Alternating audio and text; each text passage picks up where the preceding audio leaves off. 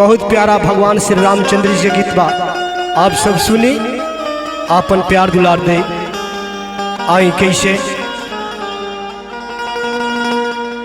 रघुबर के गूंजत बाटे,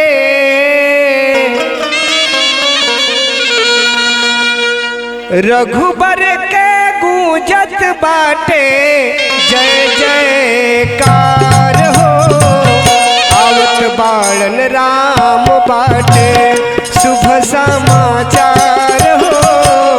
आवत बाणन राम बाटे, शुभ समाचार हो। बनी है अवध के राजा,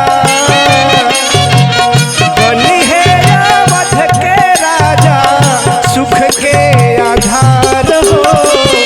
आवत बाणन राम बाटे, शुभ समाचार हो। आवत बाणन राम बाटे, शुभ समाचार